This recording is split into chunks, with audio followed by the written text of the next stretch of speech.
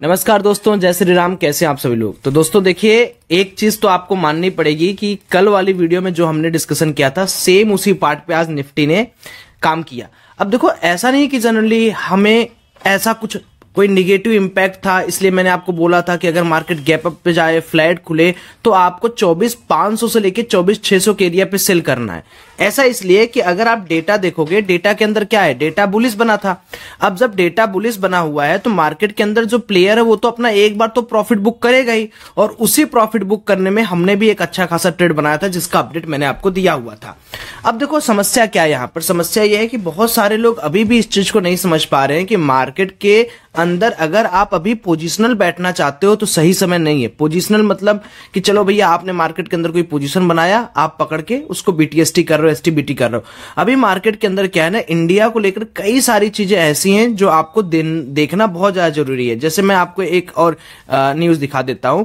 अभी आप देखोगे तो जो अपना रूपी है वो ऑल टाइम लो चल रहा है अगेंस्ट अमेरिकन डॉलर। अब अमेरिकन डॉलर क्यों बढ़ रहा है, उसका रीजन आपको पता है कि ट्रंप ने बहुत सारे पॉइंट्स रखे हैं कि जितने भी ब्रिक्स कंट्रीज हैं उनमें से कोई भी अगर खुद का कोई क्वाइन या खुद का कोई करेंसी यूज करना चाह रहा है ट्रेड करने के लिए, तो उसको अमेरिका की किसी भी ट्रेड पॉलिसी का हिस्सा नहीं बनाया जाएगा और हम हमेशा के लिए बाहर कर देंगे। एकदम खास चुनौती उन्होंने दे दिया।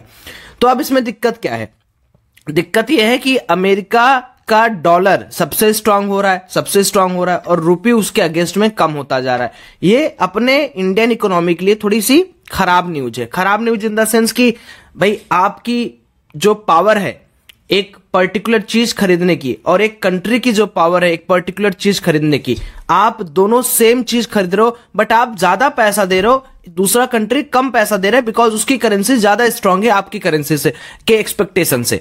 तो वही सेम चीज यहां पर मार्केट के अंदर हो रहा है। बट अच्छी बात क्या है, अच्छी बात यह है दोस्तों कि FII is back in the market. 2 दिन से लगातार इन्होंने खरीदारी की है। पीछे भी खरीदारी इन्होंने की थी कि 9,000 करोड़ का रिबैलेंसिंग था, इसको छोड़ दिया जाए, तो कुछ खरीदारी इन्होंने की थी। लेकिन अगेन आज इन्होंने 1797 करोड़ के आसपास की खरीदारी की है। अब देख लेते हैं ऑप्शंस मार्केट के अंदर इन्होंने क्या काम किया है। तो ऑप्शंस मार्केट के अंदर रिटेलर्स हो, चाहे प्रो हो, चाहे एफआई हो, कुछ भी काम नहीं किया। सारे के सारे पोजीशंस जो हैं एकदम उसी स्थान पर खड़े हैं। मतलब एकदम जैसे आज का मार्केट था, कल का मार्केट था, सेम उसी तरीके का मार्केट अभी भी बना हुआ है। तो कोई ऐसा टेंशन लेने वाली बात नहीं है। थोड़ा सा देश दुनिया के बारे में भी देख लेते हैं कि मार्केट के अंदर ऐसा कोई न्यूज है या कुछ है। तो सबसे पहले थोड़ा सा फेड के ऊपर स्टेटमेंट पर ध्यान दे देते हैं। फेड बर्किंस ने बोला है कि if inflation is high in Q1 that would be signal that we have a lot more to do. तो इन्फ्लेशन के ऊपर अभी भी बातें चल रही है, क्या होगा, कैसे होगा। जॉब डेटा भी कल आया था, आज भी कुछ डेटा पेंडिंग है। लेट मी शो यू कौन कौन से डेटा हैं। कैलेंडर पे जाएंगे, 3 स्टार करेंगे एंड देन हम लोग यहां पर देखेंगे। तो एक ISM सर्विस इंडेक्स जो है वो आने वाला है आधे घंटे बाद। तो आधे घंटे बाद तो आप उसको देख लेना, कल का दिन इंपॉर्टेंट है। तो मोटा मोटा ये है कि अमेरिकन बाजार के अंदर भी बहुत सारी चीजें, इंडियन बाजार अभी भी थोड़ा सा अस्थायी है।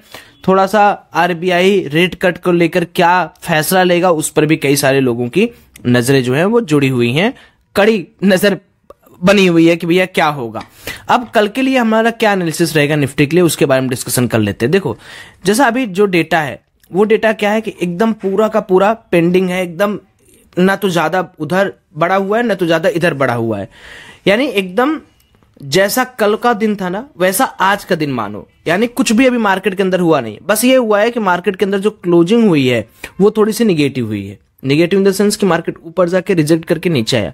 बट अगर आप देखोगे ये भी डोजी के हिसाब से कैंडल्स बने हुए हैं। मतलब अभी कुछ भी कहा नहीं जा सकता मार्केट के अंदर क्या हो रहा है। तो मैं फिर से कल वाली स्थिति में हूं और कल वाली स्थिति में आपको फिर से यहां पर दोहरा देता हूं क्या करना है आपको। देखिए जी, जब तक मार्केट 24,300 के नीचे नहीं जाता है, ये बात मान के चलिए कि मार्केट को हर बार पुश मिलेगा। आज भी मार्केट को पुश मिला 24,360 की एरिया से। 24,300 का एरिया आप ऐसा है, कहीं लिख के नोट कर लो कि 24,300 के नीचे ही आपको मार्केट के अंदर एक पोटेंशियल मूवमेंट मिलेगा जिसको आप कैरी फॉरवर्ड कर सकते हो नेक्स्ट डे के लिए। आप ऐसे नहीं कैरी कर सकते मार्केट के अंदर कि आपने कोई पोजीशन बनाई उसको कैरी करके आप रखे हुए, ऐसे फिर आपका पैसा पूरा का पूरा लॉस में चला जाएगा। सेकेंड सेकेंडली, अगर आप मार्केट के अंदर दूसरा काम करते हैं, दूसरा काम क्या होता है कि जैसे मान लो कि मार्केट कल के दिन फिर से फ्लैट टू गैप अप खुलता है। अगर मान लो market flat to gap up खुलता है, गैप अप के बाद क्या फिर से 24,500 506 के आसपास रेजिस्टेंस ले रहा है। अगर रेजिस्टेंस ले रहा है तो फिर से हमें यहां पर एक सेल आउट का प्लान करना चाहिए। अगर मार्केट गैप डाउन खुल जाए, जैसे अगर गैप डाउन खुल जाए 24,360 24,400 के आसपास, तो ये एरिया मुझे लगता है सबसे बेस्ट रहेगा मार्केट के अंदर काम करने का। यहां पर हम एक बुलिश साइड के ट्रेड को आइडेंटिफाई कर सकते हैं, आराम से अपना पैसा यहां पर बन जाएगा। लेकिन बहुत बड़ा गैप अप, बहुत बड़ा गैप डाउन हमारे लिए खराब रहेगा। जैसे मान लो यहां से मार्केट बहुत बड़ा ही गैप अप खुल गया, 24,573 के ऊपर खुल गया, तो वहां पर फिर हमें देखना पड़ेगा मार्केट क्या कर रहा है, कैसे कर रहा है, मार्केट को समझना पड़ेगा। मार्केट वेट करेगा, देन ब्रेकआउट देगा। निफ्टी की एक्सपायरी है, तो हो सकता है कि मेरे को लगता है मोमेंटम इस तरीके से रहेगा कि मार्केट में दोनों साइड के मोमेंटम्स हमें देखने को मिलेंगे। अब इन मोमेंटम्स को हम कैसे कैप्चर कर सकते हैं उसके बारे में चलिए मैं आपको बता देता हूं। जैसे देखो, ये मार्केट का आप एक समझो कि ऊपर से रिजेक्शन आ रहा है। अब अगर टोटल देखोगे तो मार्केट के अंदर यही एक ऐसा भी जोन है जहां पर मार्केट बार बार रिजेक्ट कर रहा है, और आज मार्केट ने एक बार यहां पर ब्रेकआउट दिया भी है। ये देखो अगर आप, तो ये ऐसा रीजन है ना जहां पर मार्केट बार बार क्या कर रहा है, बार बार वेट कर रहा है, बार बार वेट कर रहा है।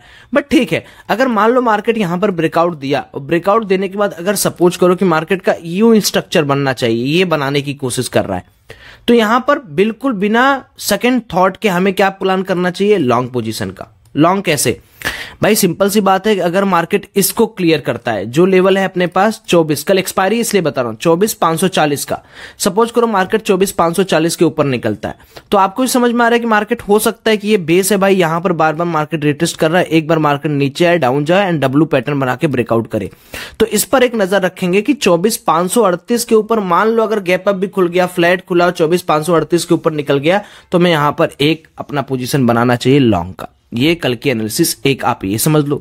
नीचे जाने के लिए अगर मान लीजिए यही ब्रेकडाउन हो जाए, ऊपर गया, फिर यहां पर एक एम पैटर्न दिख रहा है, 24,538 से रिटेस्ट करके नीचे चला गया, यहां से नीचे चला गया, तो यहां पर हम लोग एक सेलिंग साइड का पोजीशन रख सकते हैं। 24,350 से लेकर 24,300 तक का एक बाइंग एरिया रहेगा। 24,300 के ब्रेकडाउन के नीचे हम लोग फिर से सेलिंग करेंगे। बाकी टेलीग्राम में नहीं जुड़े हो, डिस्क्रिप्शन बॉक्स में लिंक है, डिस्क्रिप्शन बॉक्स के लिंक से ही आप जुड़ना, और जल्दी में हम लोग काफी अच्छा एनालिसिस कर लिए हैं, इसको फॉलो करिएगा। कल सेफ ट्रेडिंग करिए, धीरे धीरे ट्रेड करिए, अच्छे से ट्रेड करिए। Bye, love you all, good night.